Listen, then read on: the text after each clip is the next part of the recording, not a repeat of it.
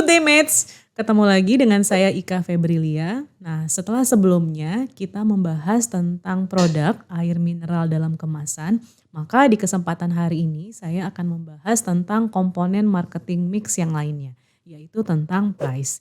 Tapi saya tidak sendiri karena hari ini saya akan ditemani oleh rekan saya Said Maulana. Halo Said, apa kabar? Halo Ibu Ika, alhamdulillah sehat Ibu. Ibu sendiri gimana Bu Saya kabarnya? alhamdulillah juga sehat Said. Oke, saya mau nyapa soulmate dulu kali Boleh, Bu. boleh. Good day mates. Oke, mantap ya. Good day Mantap mates. banget, Bu. Nah, para soulmate mungkin dari sebagian Anda sudah kenal nih dengan Said Maulana. Karena Said ini seperti pemberitaan yang ada tuh viral ya Said.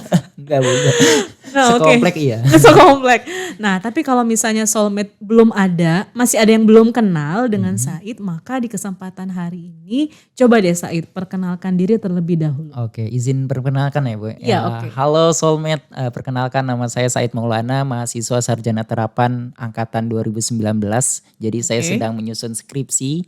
Jadi mohon doanya Ibu biar Iya. dipermudah dan juga soulmate dipermudah sampai akhir penyusunan ini gitu. Dan saya di sisi lain juga sedang membangun sebuah bisnis jasa, yaitu kelas digital marketing, pelatihan, workshop dan lain sebagainya tentang digital marketing. Di sisi lain juga saya sebagai content creator di salah satu perusahaan skincare Ibu, kayak gitu sih Bu. Oke, berarti Said ini benar-benar mempraktekkan ilmu yang didapat selama perkuliahan ya Said? Iya benar banget, kuliahnya di UNJ sih.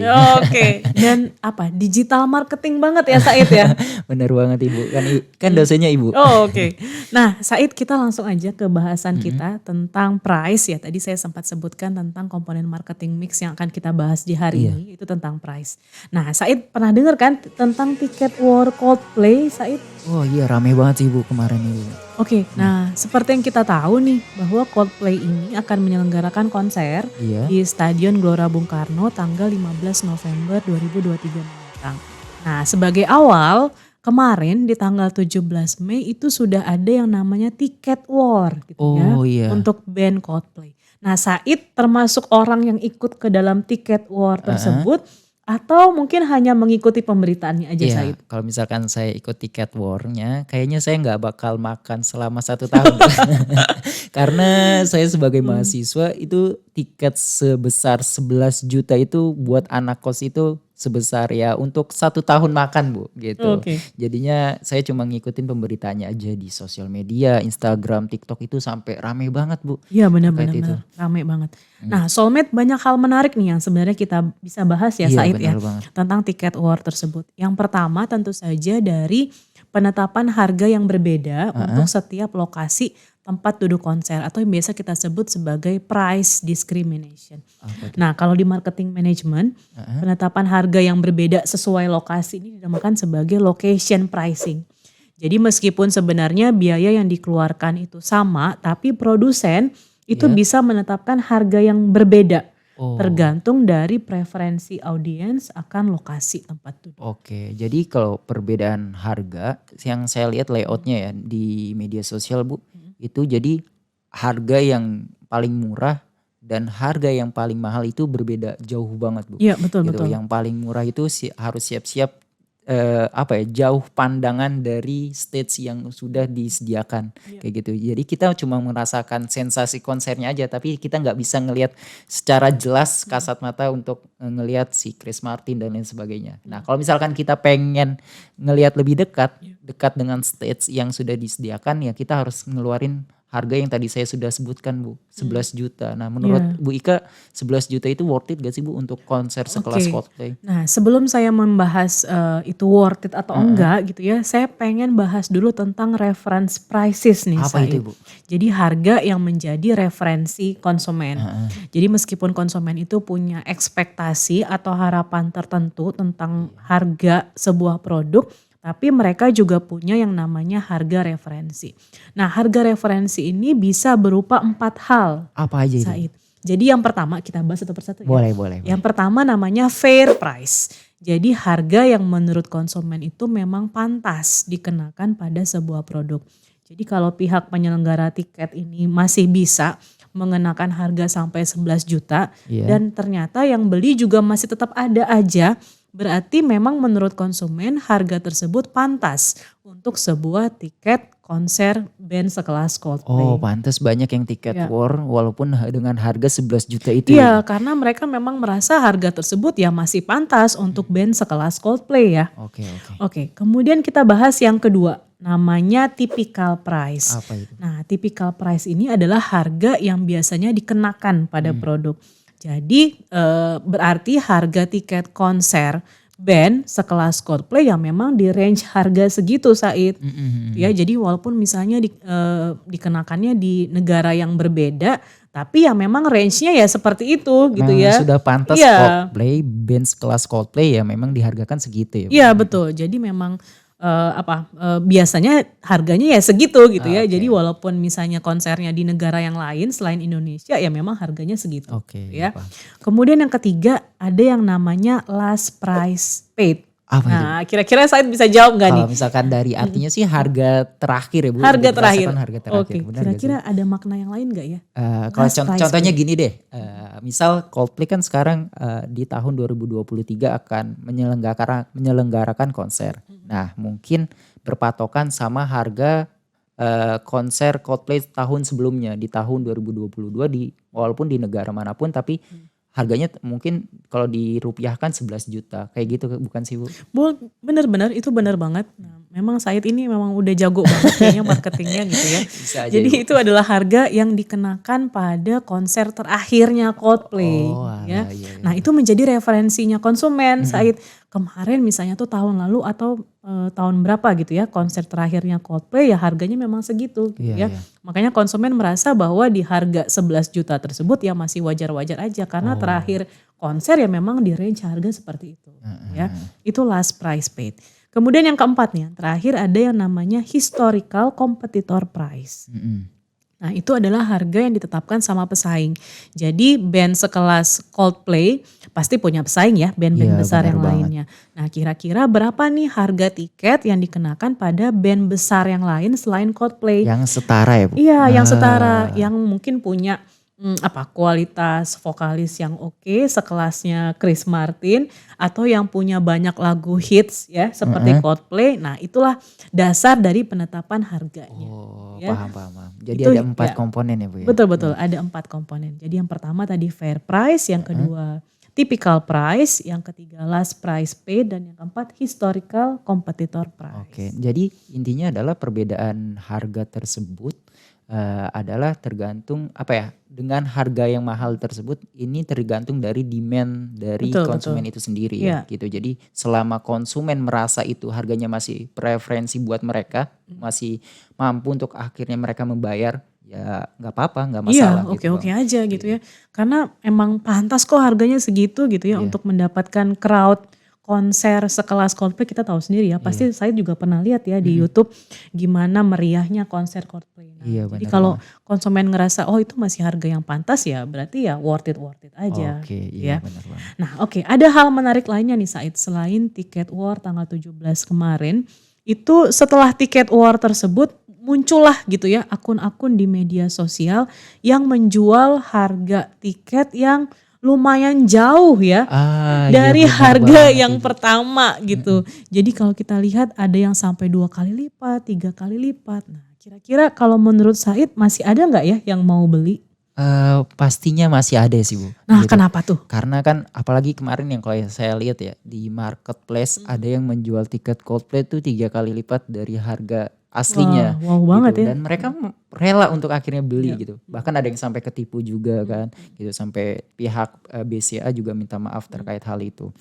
Gitu. Nah, mungkin yang membeli harga di atas rata-rata harga kisarannya, mereka mungkin yang pertama adalah fanatik.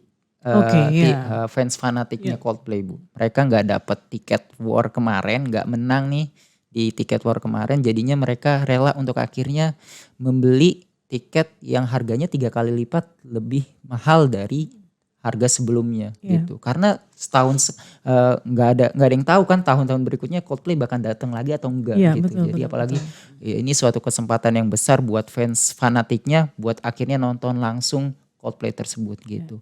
Terus yang kedua adalah karena mungkin media ini mengangkat berita ini sangat nggak tahu berlebihan atau gimana, cuma semua pihak membicarakan hal ini, Bu. Iya, betul Dari betul. segi Iya. artis, terus juga influencer, bahkan sekelas pejabat Iya. ikut membicarakan hal ini, Iya Bu. iya, benar Bener benar banget benar. kayak Bapak Mahfud MD, Bapak Sandiaga Uno, bahkan sampai Najwa Shihab.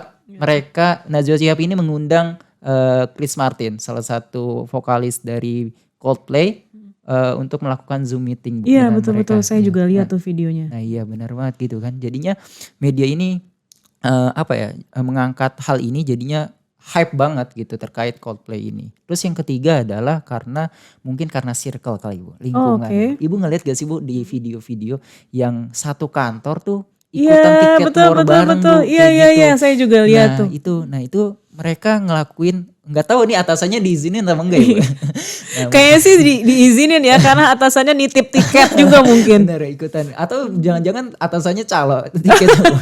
Ya, iya gitu. Jadi mereka rela untuk akhirnya nyiapin waktu untuk tiket war, dan ada yang nggak ngerti Coldplay itu apa, Iya. lagunya kayak gimana, tapi mereka karena circle-nya banyak yang beli, akhirnya dia ikut-ikutan, Bu, gitu. Kalau misalkan itu Iya. bahasanya FOMO kali ya, Bu. Iya, benar benar benar. This is what we call FOMO ya, FOMO. soulmate. Jadi dari tiket war ini kita bisa lihat bahwa strategi FOMO marketing ini benar-benar optimal gitu ya. Karena apa? Karena orang itu fear of missing out. Jadi orang-orang akan ngerasa insecure, kemudian cemas, takut kalau misalnya mereka itu ketinggalan sama sesuatu yang sifatnya kekinian. Iya benar banget. Jadi kayak tadi yang Said bilang, dia satu circle-nya beli, ya udah deh, daripada dibilang nanti apa jadul, nggak gaul bener gitu ya, banget. nggak kekinian, ya udah akhirnya ikutan beli. Padahal mungkin lagu-lagunya juga nggak ada yang hafal juga ya Said.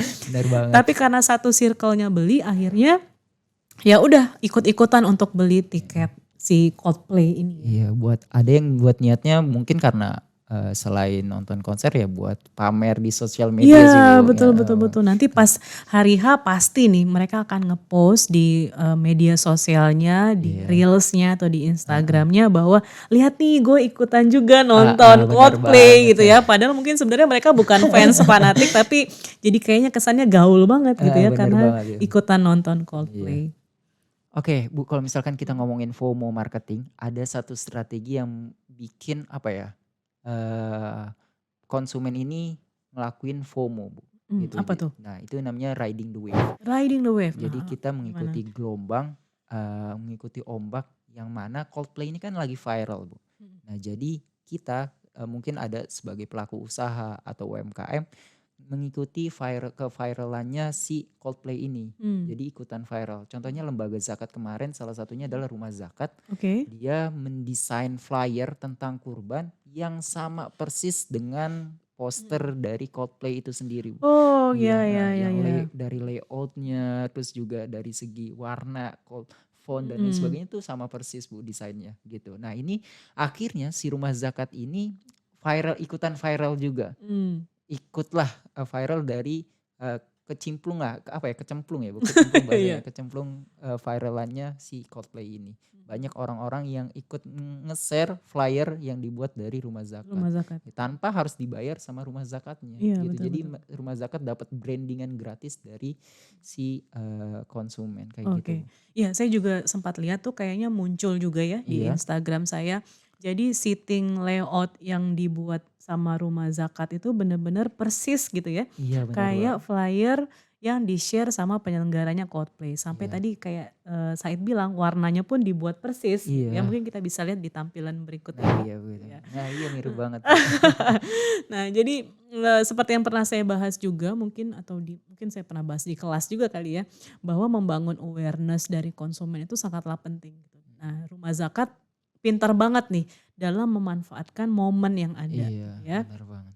Nah, memang harus seperti itu Said, untuk pelaku usaha maupun UMKM itu harus selalu up to date dengan hal-hal yang sifatnya memang kekinian atau misalnya sedang tren gitu ya. Karena siapa tahu bisa dimanfaatkan untuk menarik perhatian konsumen sehingga produk atau bisnis yang mereka tawarkan pun bisa mendapatkan perhatian lebih dari konsumen. Iya bener banget. Harus lincah ya Bu sama Harus tren yang lincah, ada benar gitu. benar benar.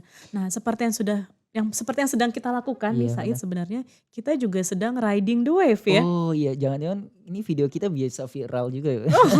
Mudah-mudahan ya, mudah-mudahan. Karena sebetulnya video yang mau kita up terlebih Heeh. dahulu bukan yang mengenai tiket war Coldplay ya, Iya. tapi karena kita sedang mengimplementasikan strategi riding the wave sehingga video yang kita upload duluan adalah tentang tiket war Coldplay ini ya Iya Said. keburu isunya tenggelam ya Bu ya? Iya, Heeh. benar banget. Nah, oke Soulmate, menarik sekali nih Mhm. bahasan kita pada hari ini bersama dengan Said. Nah, nanti di kesempatan berikutnya saya akan bahas tentang komponen dari marketing mix yang lain. Terima kasih ya Wah, Said iya sudah bergabung makasih bersama juga Ibu. dengan saya, sudah berkolaborasi. Nah, nanti Soulmate yang masih pengen lihat Said gitu ya, akan muncul lagi nih di video-video marketing berikutnya. Oke. Sampai jumpa Soulmate. Good day Good day mates. mates. Oke. Aman ya?